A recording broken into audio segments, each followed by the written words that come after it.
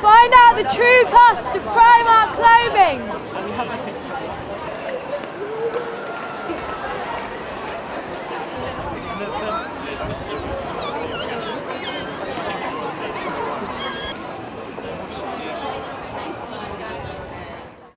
Morning, James. Good morning, how are you doing? What's up? So, how's it been going today? It's been going really well. We've got actions in about 4 of the cities around the UK today going on at the moment. We've had loads of media interest, and I think this is a really important debate, just suddenly kind of people really wanting to know about these questions around Primark's labour practices. So, do you think this kind of thing is effective? Yeah, I do actually. I think it serves 2 purposes.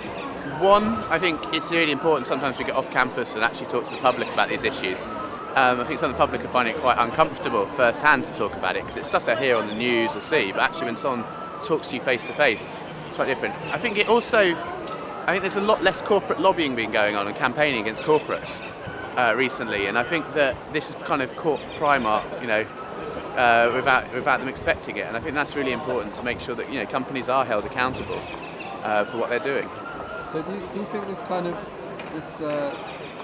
campaign, more engagement with the public, is the way to go for People and Planet? Or? Yeah, I think what we're doing here is a street protest in many respects, but it's not just this. We've also got a press strategy.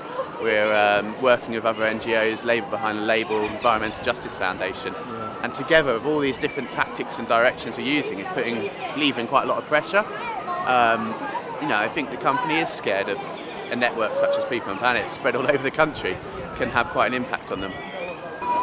That's a very fetching placard, Amy. What does it say? It says £8 per month, which is what people working in Primark factories get paid. Oh, that's not very much, is it? No, especially when you need £22 per month to live on. Do you think this is going to make much of a difference to Primark's business? Probably in the long run, if this is the first campaign of many, sort of especially as it's so competitive, any bad press for them will probably really make them want to try and change their image, especially as it's in the news so much, being ethical and fair trade and green and everything. What's outrageous? Sweatshop wages. What's disgusting? Union busting.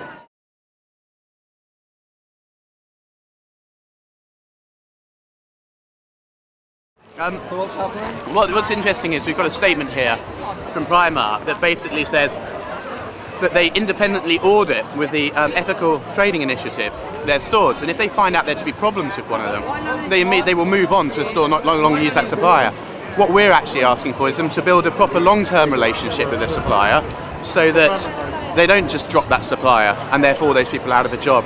We're saying actually it's the responsibility of Primark to work closely with suppliers to build a long-term relationship, to make sure they can raise their standards and that they're not just dropped as soon as they get a new supply chain or someone else cheaper. So in many respects their statement is kind of proving what we're actually arguing here, and it's really good to see that Primark are agreeing with us. What do you think about them putting announcements out that all their clothes are made from fair trade cotton? I'd like to say that it's an absolute load of rubbish. And that all these audits that they carry out they're not true. They're fixed to make them look right, and they don't do what they say they do. About? Well, actually, I never really thought about it, but I thought there must be a hitch, Exploitation!